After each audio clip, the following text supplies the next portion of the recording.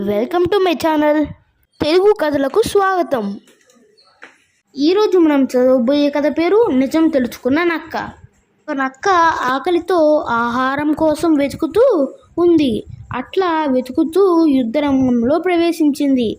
యుద్ధం అయిపోయి అక్కడెవ్వరూ లేరు. ఆయుధాలు మాత్రమే చిందరవందరగా పడేసి ఉన్నాయి. నక్కకు ఏవో విచిత్రమైన పెద్ద ధ్వనులు వినిపించాయి. అది ముందు భయపడింది. తర్వాత వాటి రహస్యం ఏమిటో తెలుసుకోవాలనుకుంది.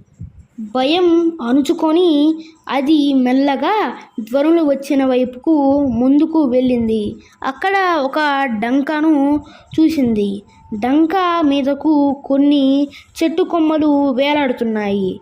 అవి గాలికి ఊగినప్పుడల్లా తగిలి డంక మోగుతుంది. విచిత్రమైన పెద్ద ధ్వనులు వస్తూ ఉన్నాయి. విషయం తెలుసుకోవడంతో నక్క భయం మొత్తం పోయింది. అది కూడా డంక మోగించింది. లోపల ఏమైనా ఆహారం ఉండవచ్చేమో అనుకుని ఒకవైపు తోలు చించి డంక లోపలికి వెళ్ళింది.